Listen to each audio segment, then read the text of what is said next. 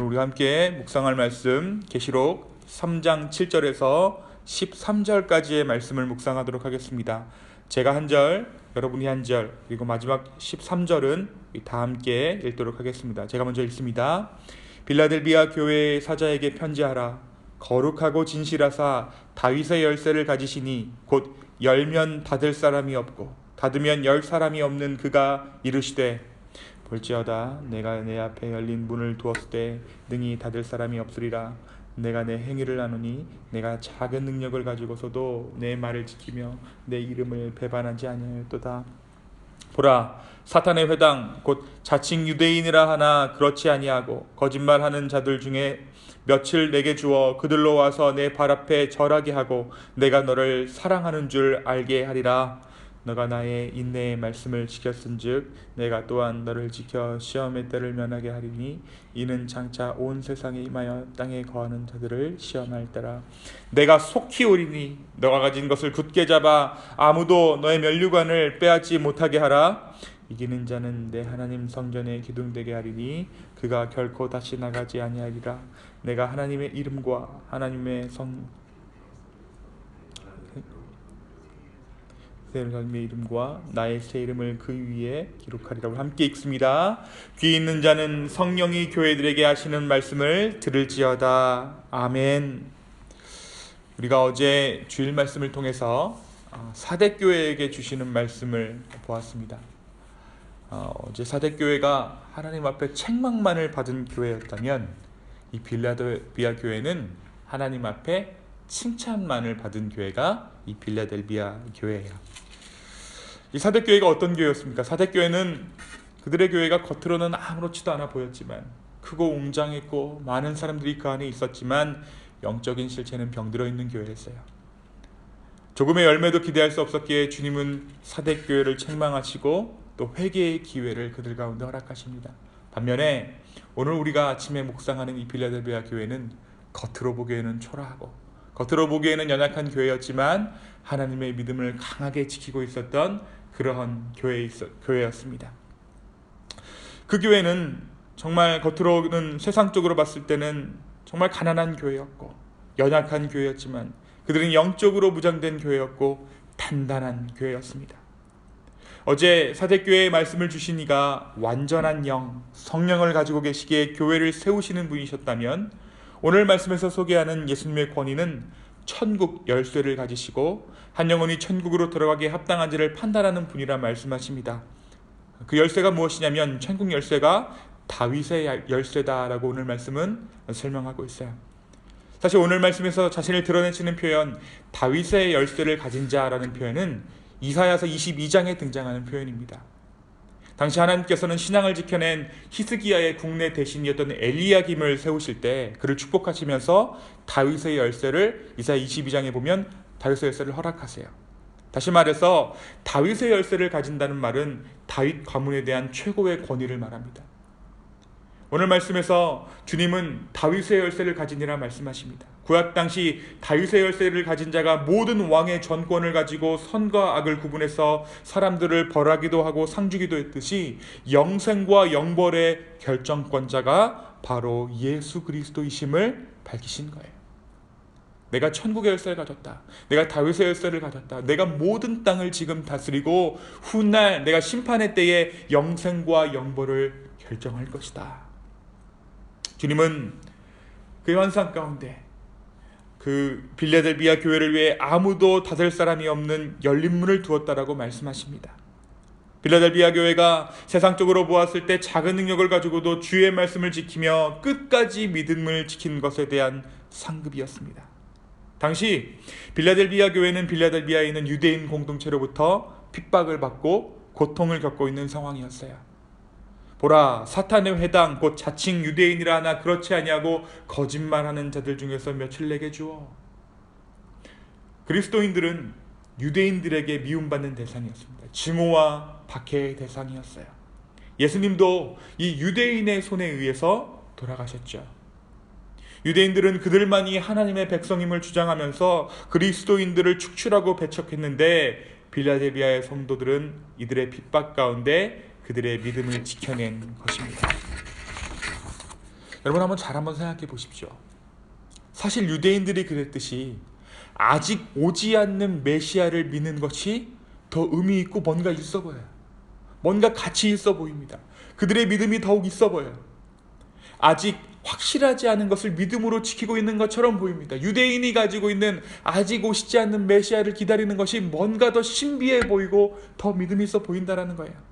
반면 우리가 믿고 있는 예수님은 어떻습니까? 한 번 인간의 몸을 입고 오셨다 가셨어요. 게다가 어떻게 되셨냐면 사형수의 몸으로 십자가에 달려 돌아가신 분이 예수님입니다. 한 번 인간의 몸을 입고 왔다 죽어버린 예수 그리스도를 메시아로 믿는다는 것은 상식적으로 보았을 때도 쉽게 납득이 가지 않는 일이죠. 한마디로 없어 보입니다. 게다가 유대인이 어떤 민족입니까? 출애굽부터 이어져 내려오는 뼛속 깊은 하나님의 선택된 백성이라는 선민의식이 강한 민족이에요. 우리가 만나를 먹었다. 우리 앞에서 홍해가 갈라졌다. 수많은 적군들을 우리 앞에서 물리치셨다. 어떻게 보면 로마보다 더 무섭게, 로마보다 더 날카롭게, 로마보다 훨씬 더 교묘하게 교회를 핍박했던 것이 유대인 공동체였습니다. 기독교는 유대인들이 보았을 때 자신들의 아류였어요. 혹은 자신들의 이단 종파였습니다. 그래서 유대인들은 훨씬 더 집요하게 기독교인들을 핍박하고 올감했습니다. 사랑하는 여러분, 오늘 말씀을 통해 우리는 무엇을 알 수 있습니까?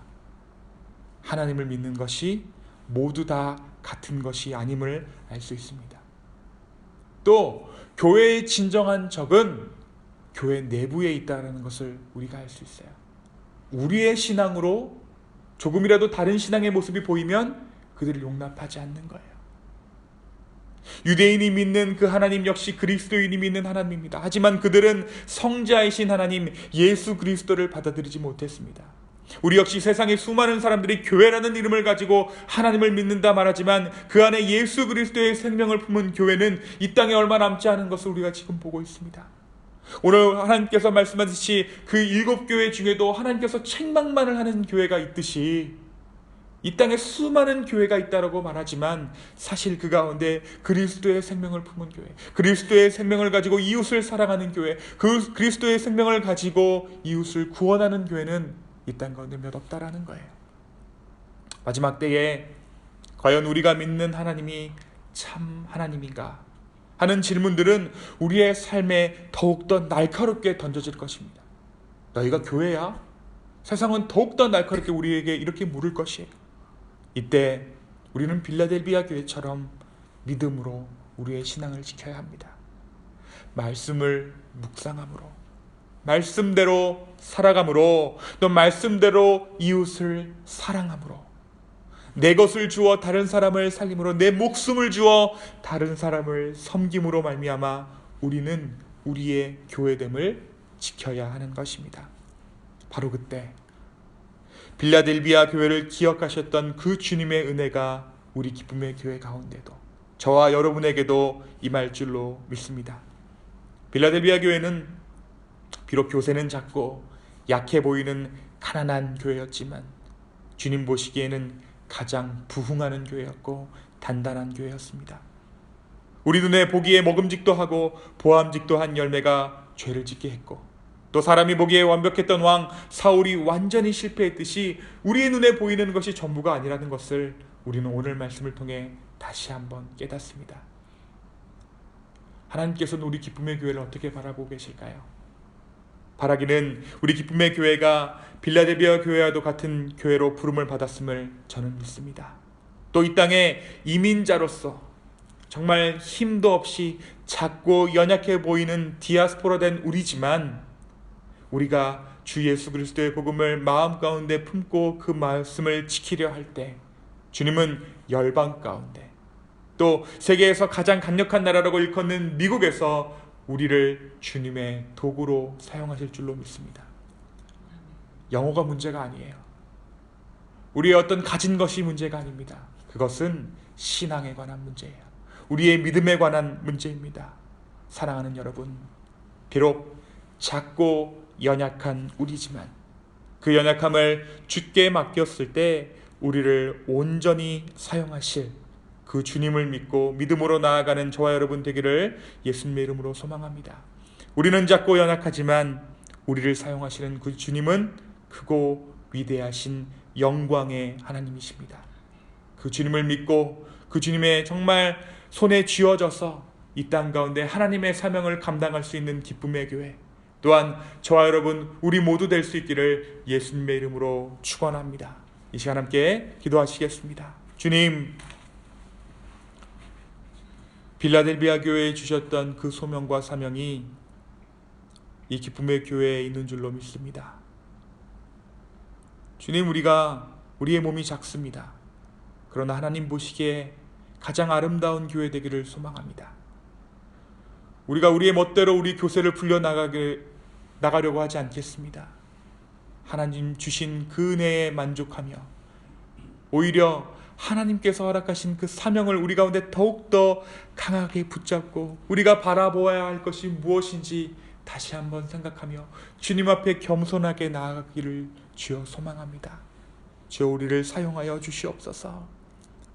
주님, 이 미국 땅에 수십 년 전에 우리를 부르셨던 그 하나님의 그 은혜가 우리의 결정이 아니라 하나님이 부르셨음을 우리가 다시 한번 믿고 의지합니다. 주님께서 부르셨기에 우리가 지금 이곳에 있습니다. 성령 하나님, 감히 바라옵기는 우리를 복음의 도구로 사용하여 주십시오. 우리가 가진 것 없습니다. 그러나 우리의 오병이어를 축복하시고 수많은 자들이 우리를 통하여서 주께 돌아오는 은혜가 있을 수 있도록 주님, 그 천국을 소망하는 자로 우리를 부르셨사오니 주여 우리를 사용하여 주시옵소서.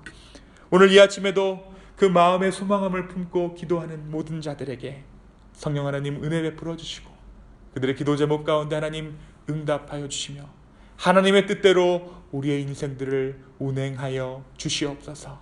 주님 감사합니다. 이 모든 말씀 예수님의 이름으로 기도하였습니다. 아멘.